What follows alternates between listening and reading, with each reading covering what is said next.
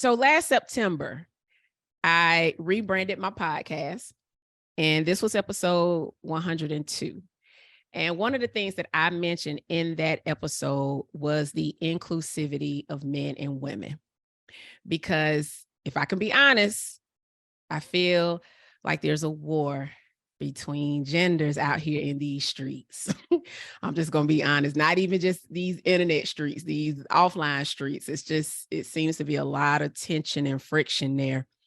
There's always an argument on who's wrong, who's right, what men need to do, what women need to do, what a real man does, what a real woman does, and this whole masculinity and femininity movement and what this looks like for the masculine man and feminine woman. And when you have all this noise, and when you constantly hear this level of noise all the time, what ends up happening is that you end up with no real solutions. So that's what happens when a war between genders happen.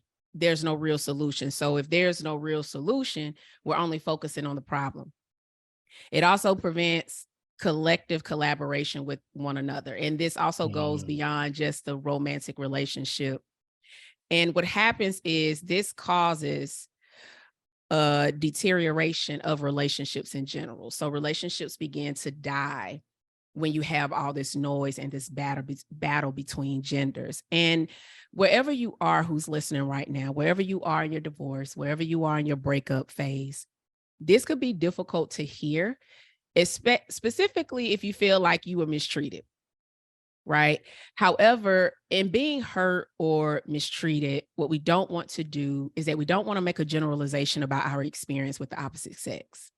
I believe that wholeheartedly. And the reason why this is important is because when we form a generalization solely off our experiences alone, we minimize our ability to expand our perspective, deepen and develop our understanding, as well as our empathy for others. And when it comes to men, right?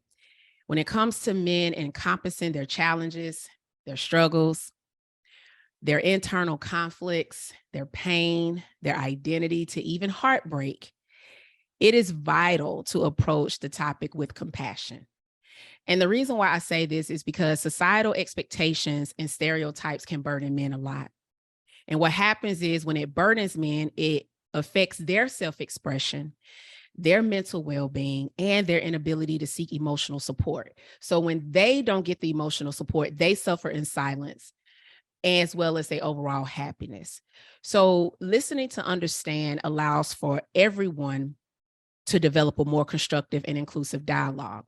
And what I wanted to do today, I wanted to talk about divorce, but I wanted to talk about it from a man's perspective, because when it comes to a man getting a divorce, well, let me say this first.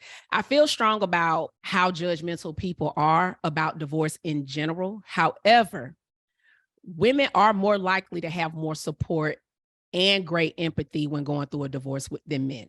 Okay, that's a statistic. That's not me just talking. That's a stat. So what happens when this happens? Okay, so when women have more of an advantage, then men are left at a disadvantage and regarding the psychological effects of divorce. And so I wanted to bring a guest and a friend of mine, and I found him out here in these internet streets. So what, Joseph, you and I met you back in 2018, something like that? Yeah. Right. So we've been out here in these internet streets for a while. And Joseph is a marriage and family therapist who has a passion for helping children, couples, families to overcome social and emotional obstacles. Joseph has provided therapeutic services such as in-home, school-based, and residential psychiatric therapy. Joseph is also the host of the Love Unscripted podcast, where he helps millennials rewrite the story of their love life by teaching simple tools and strategies for starting and maintaining healthy relationships. And so, Joseph, I'm gonna call you. Can I call you Joe? You can. Joseph sounds so formal. I'm like, oh, let me call him Joe. You know what I'm saying? It's so good to have you. I appreciate you being here, especially because this was real last minute, y'all. I literally texted him last week. It's all good. It's all good. It's good to have friends that you can call for stuff like this. And I'm excited to have a conversation about this topic. So I'm ready for it. I am too. Joseph, or Joe. Joe was on my podcast back in 2021. So this isn't his first time being here. He was a guest. And this is when I was doing like a conversation with men series. And it was about men needing healing too. And at that time, you were married at the time. And fast forward into now, you did experience going through a divorce. Mm-hmm. Yeah. Right. Yeah. How long were you all married for? For 7 years. For 7 years. And Mm-hmm. and so what got to that point of divorce being the answer for you all? Because I know you're very heavy on relationships and love and all these things, because not only do you do this in terms of therapy in person, you also do a lot of this out here on social media. And so what got to the point of divorce being the answer for you both? It got to the point where us being together was no longer healthy for the both of us. Really? Us staying together would eventually end up in both of us imploding in some form or fashion. So in order to quote unquote save ourselves or give ourselves chance at not completely imploding, we had to separate. We had to go our separate ways. We had to cut ties with each other so that the two individuals could experience health and be in a better place mentally, spiritually, all of that. So, and I guess, well, I mean, I've met her through like, because I did a podcast with you all. And of course, I'm on the outside looking in. I always tell people, you don't know what goes on in the four walls of people's relationship. And I'm never here to judge. But what were some of the things that you all felt like this could not be reconciled? Yeah, so I think when there are differences that you have, and there's so many things in life that show these differences, like you don't really know them until you're in the trenches. And we think that at the beginning of a relationship, we can talk through everything. Like we think that if I do enough vetting, testing and proving, that when we get in the relationship, there won't be anything that we haven't quote unquote talked about. Right. But as we find, there are things that come up when you're married that you're like, okay, after you've been with someone for so long and you are trying to work through different conflicts, different types of way of living, it doesn't work. It wasn't working. And we sought out therapy. We sought other people's support and guidance. But what ended up happening or ended up getting us to the point was we realized that there are some things that, at least for us, were just fundamental differences. Okay. And that doesn't make like a toxic, would you call it? Because, people I wouldn't even, I wouldn't say that. I think there are some differences that people are unable to quote unquote resolve in a way where both people can move forward together and not feel like they are either giving up too much of themselves or having to compromise too much. Because the thought is that if we compromise, then things will be okay. But if we think about it, compromising on some level means I have to give up part of what I either want or desire for the sake of the other person. And that doesn't always mean that it will work. Right. Like so it's almost like you got a bargain. Right. So the myth about compromise is that compromise is a win for everybody, but it's not. It's not. And compromise can indeed make things worse. Like we don't see that side of it. Sometimes if I agree to go along with what you would like, even if it's for the self of being selfless, because that's what we're taught. We're taught in marriage, you have to be selfless, all about the other partner, but there's still a you that has to be intact in order to be the best version of yourself to move forward in the relationship in a healthy way. Compromising doesn't always mean that I instill my best version of myself. Right. So you felt like that it may have just been basically the compromising was just becoming where maybe even values were being sacrificed. I mean, I don't know. I'm just asking. Yeah, and just even being in agreement on how we will resolve certain issues. That's a big thing. You have to still be, regardless of what the conflict is, you still have to be in agreement about how we're going to move forward. If you can't get in agreement about whatever it is, finances, where we're going to live, what church we're going to go to, on some level, those are going to cause rifts. You can't both go in life and in love in the same direction if you are at odds about how you resolve conflict. And conflict is going to happen in every relationship. It's going to happen.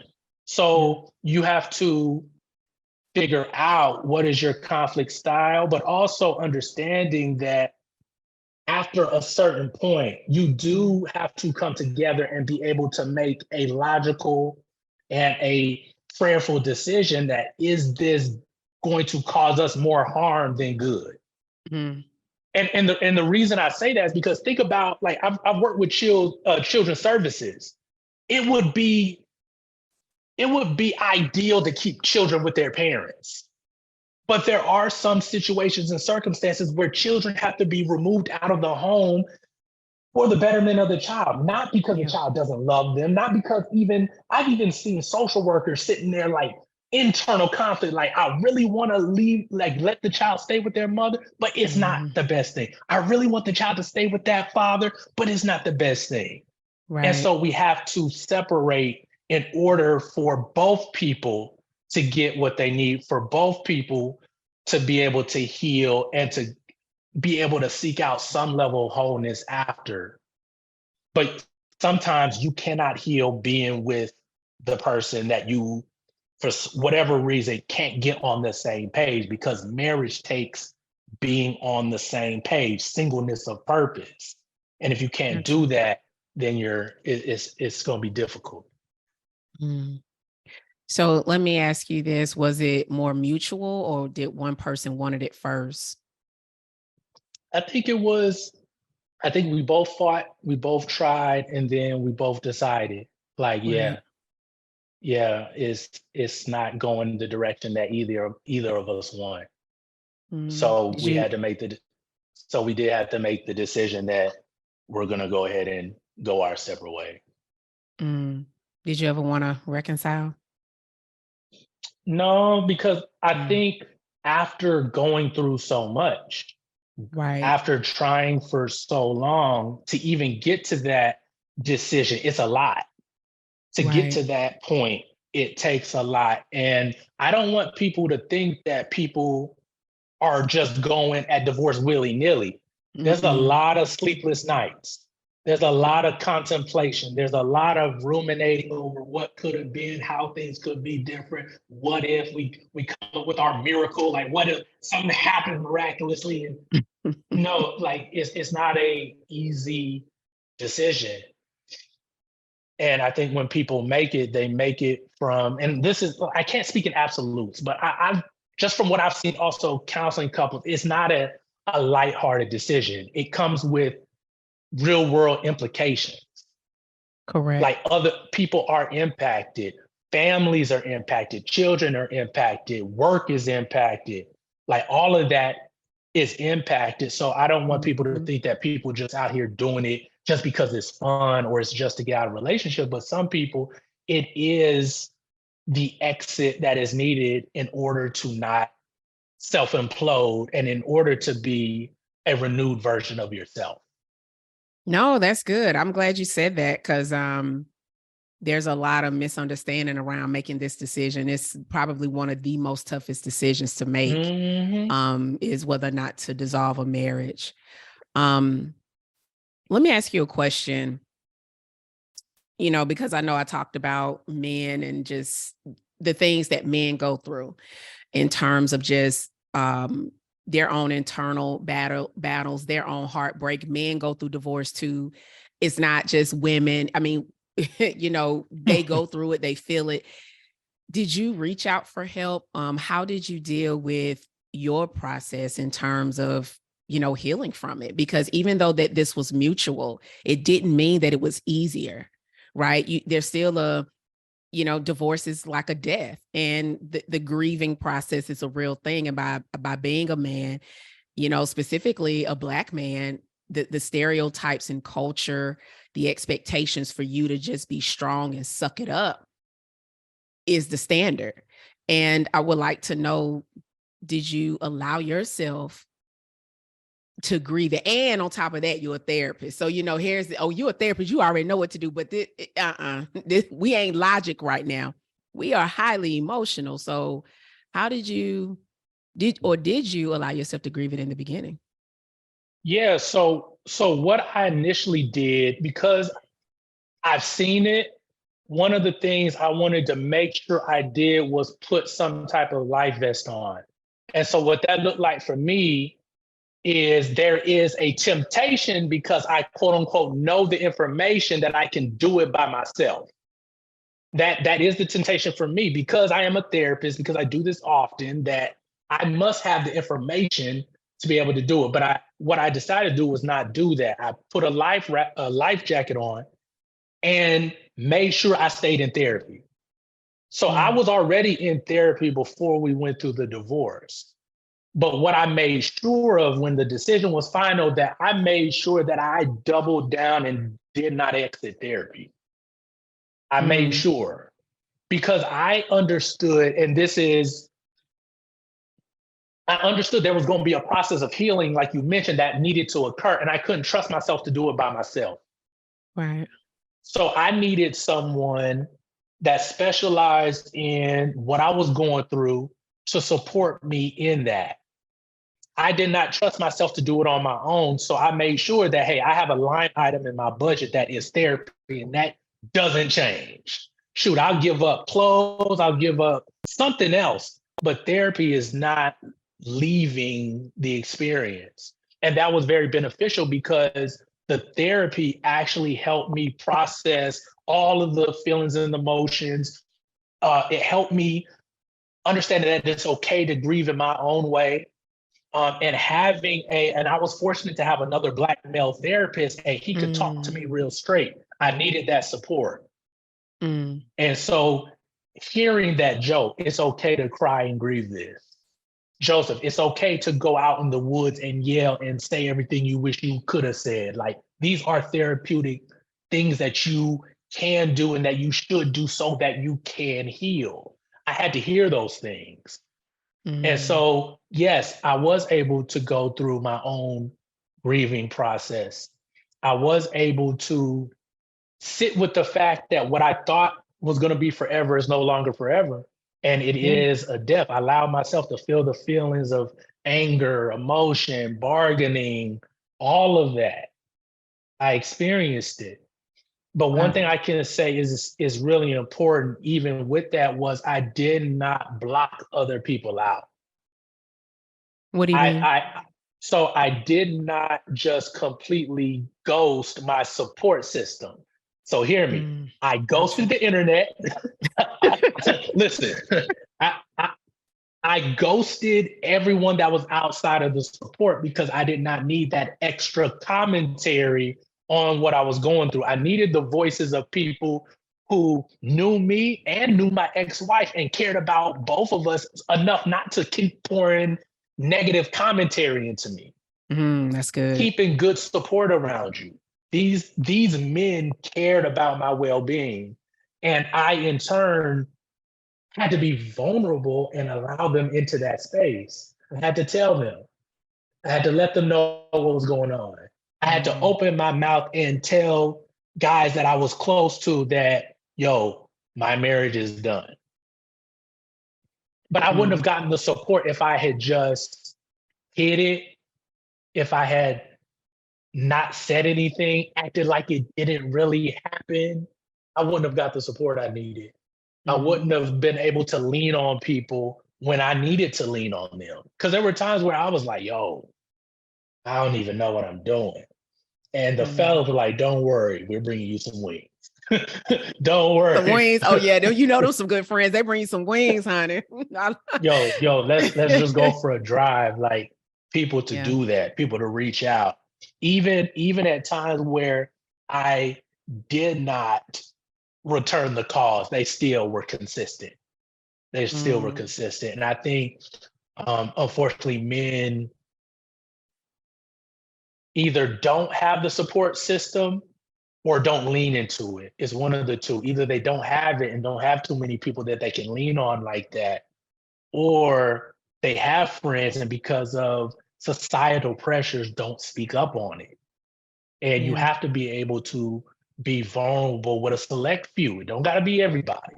Like I said, I didn't tell everybody that it happened. It was people that were close and that I knew could support me. And those are the guys that helped me through my grieving process. Those are the guys that, when I'm emotionally frazzled and not all there, help say, yo, okay, here's what we need to do. That was helpful. Even telling family, leaning on my brother and stuff like that, leaning on people close to me. I had to be vulnerable in order for the grieving process to really take its place. Because here's what happens when people grieve in private. Our mind is extremely powerful. And sometimes when we're emotionally distressed, it is hard to grab hold of it because there's so many physical, emotional, spiritual thoughts, things going on at one time.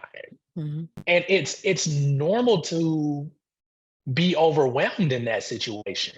It is. So you so you not need to people, mention you're making a lot of decisions too. You're making like other decisions, whether that's selling a home, splitting assets, for people who have children. So there's so many different layers to this thing. Yeah, for sure. Wow. And so let me ask you a question. Did you ever feel a little shame or humiliation because you're a family and marriage therapist? I mean, seriously, because the expectation is, well, how you gonna be giving advice and you couldn't keep your own marriage? That's the attitude. And I'm gonna be honest, I felt like something was going on, because I'm gonna tell you that I was a little nosy. Okay. Because I was so used to you posting. I was like, I haven't seen Joe post in a while, because your post always came on my timeline. I was like, he ain't posted in a while. I looked at his podcast. I said, okay, he ain't even dropped the podcast. I said, did he pivot? What's going on? So I went in the DM and I asked Jamil, what Joseph? And I'm sure he may have known your situation, but he kept it very cool. He was like, I haven't seen him. And I respect it because, that wasn't his business to tell, right? And then when I saw you post and you admitted what was going on behind the scenes, I was like, wow.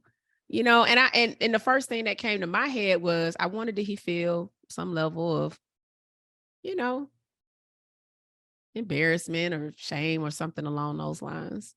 Absolutely. Absolutely. And that was one of the things that my therapist helped me work on first, is even though I do this for a living, it is not who I am. I practice marriage and family therapy. I am still Joseph, who enjoys going for hikes, loves traveling, loves to try different foods, can come up with jokes on the spur of a moment. You better not tell a joke at me because I'm firing one right back. Like, that's who I am at my core. Right. I enjoy helping people in life. Like, that's who I am at my core. And just because just because what I did was closely connected to an aspect of my life, which is marriage, doesn't mean that I failed. It doesn't mean that I had to completely stop. I had to get my identity, my thought process in alignment first before I got back out here. And it's you do have to close out the voices and get more in tune with the Most High telling me that this is still what I was called to do. Right. Like this is what I'm supposed to be doing. Like, yeah. Did you want to stop after that? Like, did you think about stopping? Oh, I definitely thought about it. I definitely thought about it. I was like, you know what? I'll just stop. I'll just go open a quiet little practice somewhere. But then I had to remember, like, there's still, and this is just me, I still believe I have a divine responsibility to be true to what my calling is. And I believe that there would have been some type of situation that would have brought me back, kind of like Jonah, but rather, let me just go ahead and stick with it. Feel the feelings, wrestle with self-doubt, wrestle with uncertainty of how people are going to receive a message now that the image that people once had is no longer the same. Wrestle with those things. Joseph, you're not perfect, and that's okay. Right. There are going to be things that happen in life that are going to be different from what you would like to present or what other people even think about you. You can't control that. But what you can control is, when you do what you do, are you coming from a genuine place? You mentioned there's a gender war out here. Like, I see it. Mm-hmm. And it's funny because a lot of people were wondering, like, okay, now that he's divorced, is he going to go Kevin Samuels and hate women? Like, no, like, I'm true to who I said I was this whole time. I really care about people and forming healthy relationships. And I feel like that's also coming out of divorce. Why the following grew so quickly the way it did was there's a different level of me being very, I'll say true and transparent. Wow. And that is, I think, attractive to people. And that can create space for conversation that's real, not us blaming each other for what's going on in relationship space, but us coming to the table and say, yo, how are we going to fix this? I definitely have a different perspective now, actually having gone through it. Like, I see things differently. Like, I was like, oh, yeah, that's not an easy decision. Even sitting on the couch across from people, watching them do it is not the same as you going through it. And so I had to reconcile, hey, you're a marriage and family therapist, yet you've been through a divorce. One doesn't mean you can't do the other. Right. So I had to get that squared away within my mind first before I decided to come out and start creating content again. And I think it was for the better. And I encourage any men out there, like, if your career or what you do, don't let that be the defining factor of who you are. Right, because a lot of men do that. Yeah. Right. Just because you have a bad real estate deal, something falls through, does not mean you should never practice real estate again. Like, there are people who mess up multi-million-dollar deals. That doesn't mean that you shouldn't actively be in real estate. It means that you have to evaluate yourself, understand the situation for what it was, and then decide how you want to move forward in your experience. No, that's good. I love that. And I'm glad that you were able to make that distinction in terms of just knowing who you are versus what you do. Let me ask you a question. I kind of want to go back. I know you talked about the conflict that the inability to resolve conflict was, you all really weren't on the same page. But here's a question that I do want to ask you as a man, because this is something that sometimes I and I'm also watching this sermon series with my pastor. It's actually really good. It's about men. It's just all about men this month. And I want to know from you, and this is not about bashing your ex or anything like that, but based upon just your side of it all, what do you feel like you needed in your marriage? I think what I needed was more, my mind went two different directions. I'll say more understanding, I think, is something. Another one, I think, is just straightforwardness. I think that's something that it can be difficult when you're not sure what people are thinking at times. And I think being able for people to be able to communicate, I think that's what it comes down to. Communicate different things is always what I felt I needed more of, for sure. Understanding. So when you say understanding, what does that mean for you? Because, I think some of the times, or I would say a lot of the times, what I tend to hear, and when I say here, I'm talking about men who are self-aware. Okay, let me be clear. when they say things like, being and feeling understood, having a, I guess I would say maybe having a safe space. What does that mean? Does that mean in terms of you being able to express yourself with no judgment? She's that your woman is really hearing you and not just listening to clap back. Because if I could be honest, y'all, I was the clap back queen. I used to be. It's not, I'm laughing because I'm like, I can't believe I used to do that, but I was Miss Queen of the clap back. So I was waiting on you to finish so I could say what I need to say. That was it. Was like, okay, hurry, get what you got to say out so I can say what I need to say. But in growth, that definitely wasn't a good way of communicating. So when you say understanding, I think what does that mean? What I mean, like, see me in my intention. Okay. Like what I'm, even if words fail me, like see what I'm trying to convey. I think that's something that is how I would describe that understanding. Like see me and see the intention behind the effort. Right. Knowing where your heart lies. Okay. No, that's good. I like that. Sometimes I think it's just this thing of, not even just thinking that men don't have emotions. I think a lot of the times men do feel very misunderstood. Maybe like you said, sometimes we may not say the right words. I mean, sometimes I don't say the right words, but just knowing what my heart is and, knowing what I'm working on trying to improve. No, I like that. Would you get married again? That's always the question. I mean, you've been divorced for how long? Has it been over a year? Mm-hmm. Has it been over a year? First of all, are you ready to date again, or have you been dating again, or have you just been like, you know what? I'm chilling. I mean, for real, because I'm not judging it. I'm just being honest. I'll definitely say I'm ready. I'm definitely wanting to get married again. So for me, it's not about the past. I still believe in it. Like I still believe in it. Like one bad experience, and this is for me, doesn't ruin what I believe marriage can be and has the potential to be with a particular person, whoever you're able to come alongside and do. So I'm definitely ready for that. I'm looking forward to that. Yeah. Okay. Well, are you dating right now, or are you chilling? Oh, I'm dating for sure. Okay. Okay. Yeah, for sure. So how's the dating game? So here's the some people thing. call it ghetto. Nah, so this may be a whole nother podcast. Like I knew what I was looking for. I knew what I was looking for. And Wow. so So that's good.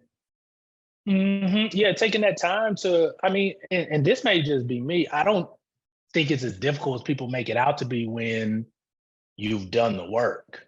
Think about it. Think about it. World-class chefs don't take hours looking for tomatoes to make a pasta sauce. They can see it. They can identify it from the look, from the smell to they know how to evaluate. Right. But if you don't take the time to look as far as what it is you want, what would that person be doing, saying, everything down to the phrases. Like I know certain things that I would want the woman I'm with to be speaking and saying. And when you hear those things, it's not antennas up. So I think it's people make it difficult. There's too many people. Like honestly, like there's too many people. And this is just me. I don't know what everyone else is saying. I just think there's too many people for us to not be able to find anyone. Right. So yeah. That's my little. No, I actually think I agree. I don't think it is as hard as it is. And I think a lot of the time we've just gotten so disconnected to ourselves where we got to get back to that. That self-trust, lining up with our values, being able to walk away from something that truly doesn't serve you way before you get to invest it. And I think, and of course, yes, are you even in healing and doing the work, you're going to meet people, you're still going to meet people, right? That you like, but you have the wisdom and discernment and enough healing within you to say, this ain't it, and respectfully leave it where it is. You know what I mean? Because people think, I think sometimes it's this mindset of, when I go through this work, I'm just going to meet my queen or my king. But I just think it's a lot more deeper than that. I think it's just really you finding you more so than anything. Right, right. I believe who we come in contact with on some level is a manifestation of who we are. And there's actual science behind it. And there's a lot of unconscious selection that our mind does when we pick people. And it's based on what our similarities are. So I understand people get upset and say, well, negative people are just attracted to me. That can be true. And it can also be that like attracts like. You may also have some tendencies that someone could see, could pick up on, and you may not identify it as that, but subconsciously and at an anatomic level, you're drawn to it. I did a post a couple days back about it. I could share those resources, but I'm a believer that we sometimes subconsciously pick people and draw them to us. And we're wondering, like, man, how did I get in this situation again? Well, it's because you have certain tendencies that people who are alike tend to have. And so you find commonalities, you bond, and you come together. Right. So I think if we take time to, like you said, and that's the biggest thing, look within, start there, look within, and see how you can change for the better. Discover yourself a little bit more. How can you be more true to that person that's on the inside versus just trying to wait for the external right person to show up? Yeah, no, I totally agree with you. In regards to the work that you do, what do you find to be some of the men's challenges in terms of emotional support? Just listening to what you went through, and you gave yourself permission to get the help and reach out. And I think that just came from just the level of self-awareness you already had within you. However, there are men who may still have that level of self-awareness that they need help, but they shy away from getting the help due to just the expectations of how they should always show up as. What are some of the impact of them not getting the help? Because there's a severe impact to this, and I would love to know what are some of those for men. Because yeah, go ahead. Society is very hard on men when it comes to divorce. Mm-hmm. Even with people not knowing why people separated, a lot of the assumption is that the man did something wrong. That's something that comes up. And with that being additional pressure, men have to, quote unquote, tread lightly going through the process. The second thing I'll say is not having that support to be emotionally vulnerable. Men need an outlet. And like I said, you can't just do it by yourself. Like, you need people to support and to hold space for you. If you don't have that support, it turns into maladaptive behavior. You pick up bad habits in an attempt to self-soothe the feelings that you have not processed. And I do want to say that, yes, it is men's responsibility to process and go through that healing.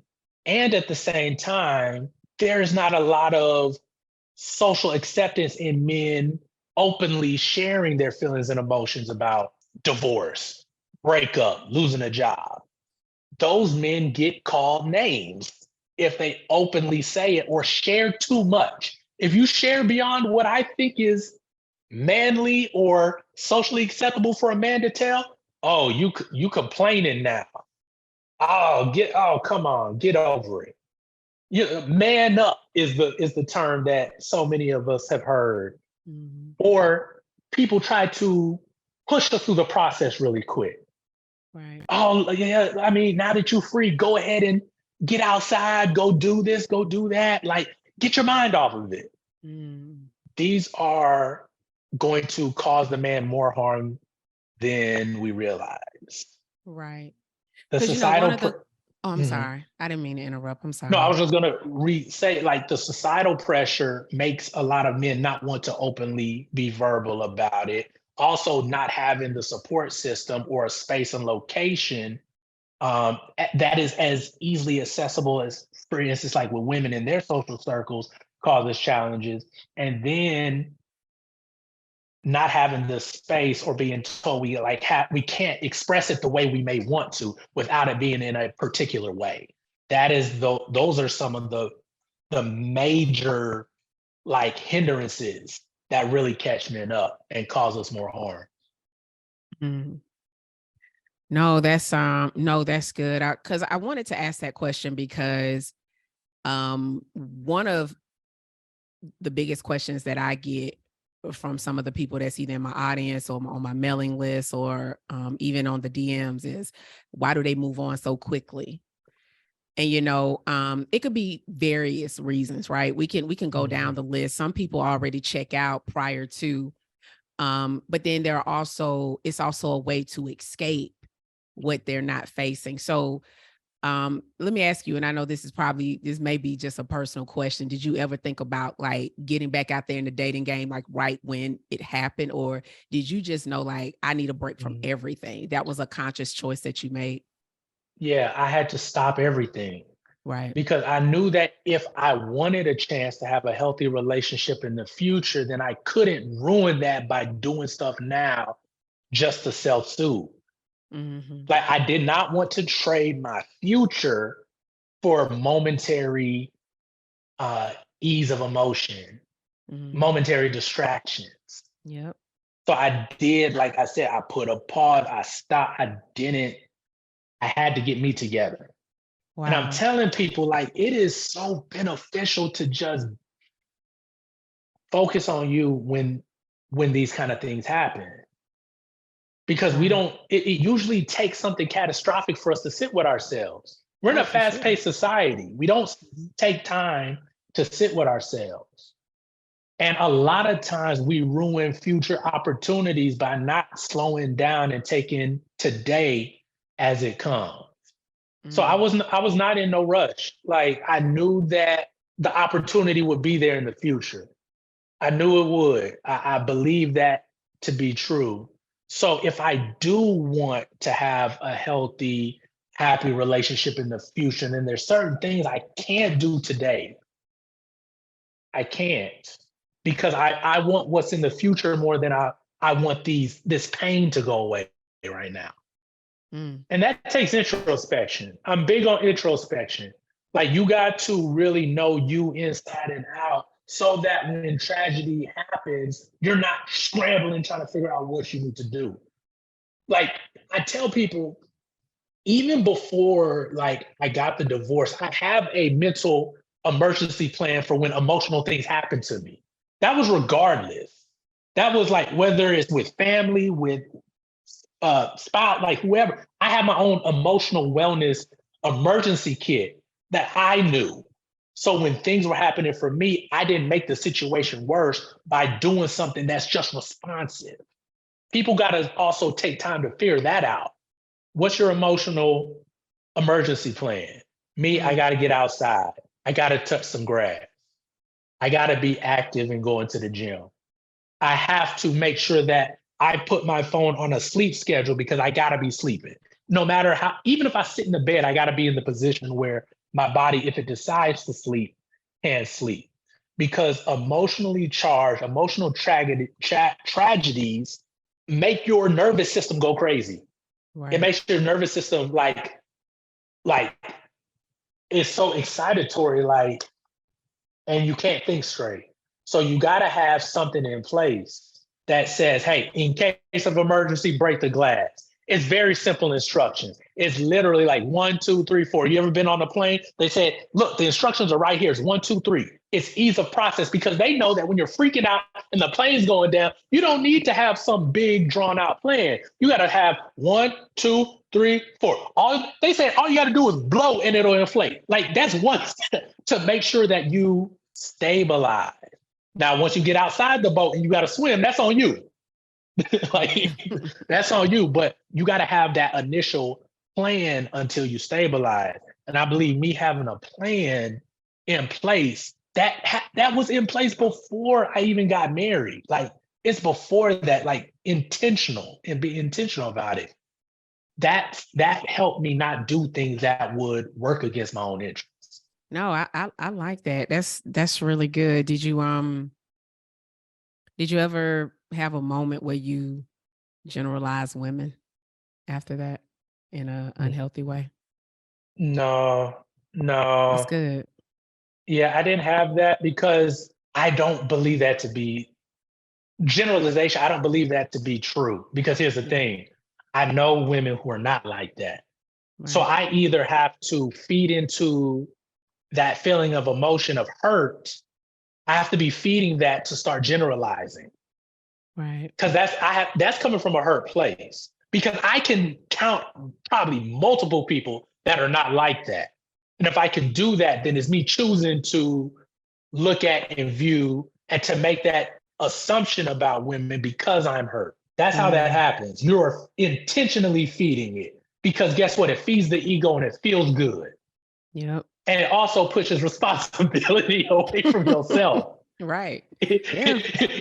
If they did it, then it's not me. Then I can be justified in my position on how I felt because they did something. It wasn't me. Listen, we all have a role to play. We all have a role. I had a role. Like, everybody has a role that they play. The challenge is sitting with yourself long enough to understand what it is and what you need to be doing differently. And here's the thing, it don't matter what it is. People get too much caught up on the details of it rather than the principle behind it. That's the bigger thing, because guess what? You're going to be in relationship again. And if you just look at the content, then you'll find an excuse for why I can revert back to what I was doing because they didn't hit this criteria. No, step outside of that. Look at the principle, look at the overarching theme, and then take responsibility for that and move forward. And guess what? You won't be generalizing people. You will have, I love what you said, you'll have empathy for people. Yeah. I got empathy now. Like, I really can understand and see where people are coming from. So when I hear people on social media with their hot takes, I'm like, ooh, I understand the pain.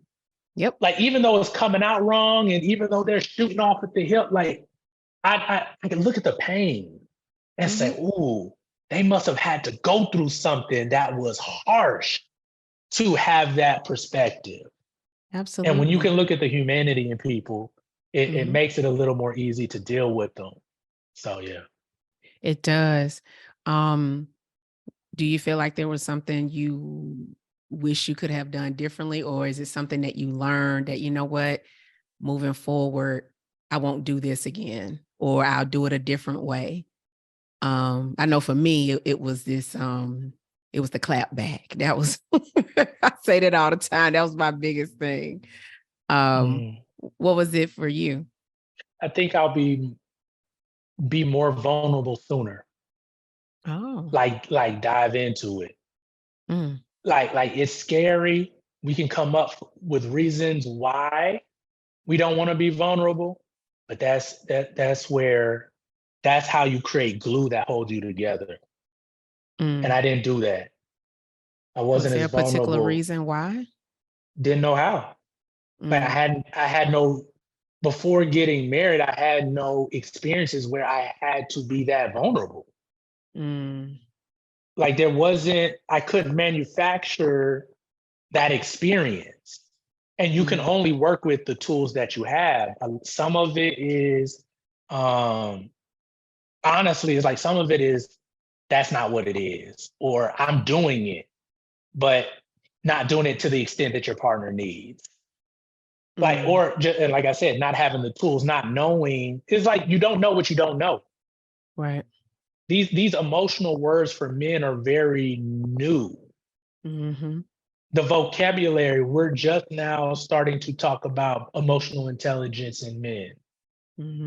Because society is seeing that, hey, us just acting does not benefit us.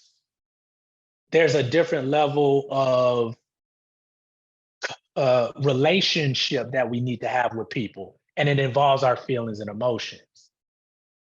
So the way that they used to do it, where we just go to work, provide, as long as I'm doing this and I've done my role, is no longer here. And that mentality, if we want to be honest, created some very cold men. Yeah. And they didn't have the knowledge to know that, hey, I got to start expressing. That will create a different atmosphere in my family. It'll create a different connection with my children. My spouse will engage with me different. But I definitely think, like, with men and vulnerability, and I know for me, I wasn't as vulnerable as I should have. And looking back, that's something that I would definitely change. That's really good. I like that. I like that. What do you wish women knew and truly understood about men that you think gets misunderstood a lot? What I think gets misunderstood, but what I wish they knew, that's a good question. That's a really good question. And this is how I'll say it. You got it. That was a good one. I wrote down a few questions. I had to ask that one. I got to ask. Yeah. That men do want to work with you, yet understand that, see, I'm gonna just say it. Because I'm trying to, yeah. I'm just gonna say it. No, let's just say what we gotta say. Here's the thing. Men do want to do all the things they're supposed to do. Yet it's hard to do that with someone who is going against them and not going with them. And the going against us doesn't have to be outright opposition, but it can be microaggressions. And men are motivated by positive reinforcement. More so than criticism and critique. Is it necessary? Yes, but that's not what motivates men to change quicker. Now you have to kind of think, like, what do you want from your man? Do you want him to analyze what he did wrong, or do you want him to be moved to make the correction and do it because he cares about you, not because of the fear of the conversation or the reminding, those kind of things. Men want to work with you. We do want to work with you, but it's difficult when there is some type of opposition. Listen, the love is there, but it's hard to love going in opposite direction. That's what I'll say. And men are here for love. No, I'm glad you said that, because I'm sure that some people might disagree with that, but I do agree. I do think there are plenty of men out here who really do want relationships and all the things. And I'm glad you you set up when I said that. So that must have been a really good question. He said all the way up to hear that. And I know we're and here's the thing, like, you don't need every man to be what it is you need. You just need one. That part. See, you just gotta find one. And that's the thing too. It's like, you're not for everybody, and it's interesting. My daughter's 15 and I had to just go on and let her know, you're not for everybody, and take that as a compliment. It's not, that has nothing to do with your worth, your value. It has everything to do with the fact that you're not everybody's cup of tea. I mean, if we could just think about it, everybody who might be interested in us, we may not be interested in them, right? So we have to understand that this isn't we're not talking about every man. We're talking about the one that you need in your life. Right. That's what we're talking about here. So I know I'm sure there's some eye rolling with that one, but I mean, because it can be, I don't believe that, because the one I had, and that can be true. The one you had may not been able to give you what you need based on their level of growth and development. Right. But this is why the healing process is so important. So you can evaluate some things within yourself as well, to make the changes, to do the inner work, so you're coming out stronger than ever. You know what I mean? So I think sometimes when we do have that experience or experiences, we almost let other people suffer for it, Yeah. Yeah. And I know we're pressed for time, but one last question, like, what would you like to say to the men and what would you like to say to the women? This is to the men, give yourself time to work out the process. Like, give yourself time. Time is your friend. Things may be moving fast, but you have more time than you realize. Take time for you. Take time to disconnect from everything. Take time for yourself. Take time. Let the process do its work. Yeah. And even if you feel like aborting, jumping ship, that's gonna come. It's normal. Like I said, I feel like, yo, this ain't for me. Like, just stopping like multiple times in my healing. But it's worth it. It's worth it. You feel better. You'll look better. Your walk will be better. To the women, trust yourself. Trust yourself. Your intuition is unmatched. Yeah. I believe that's something the Most High gave y'all as a tool to guide you. Listen to it. Listen to it. It's telling you the direction you need to go. Let it be your friend. Whatever your process is, listen to your intuition in that process, because this is a process. Divorce is a process. It's not a isolated just event. It has stages, like you mentioned, like grief. Use your intuition, ladies, to help guide you through that, and listen to yourself. That's kind of listen to yourself. Trust what you're feeling, trust what you're thinking, trust what you're seeing too. Like, believe yourself. Believe yourself.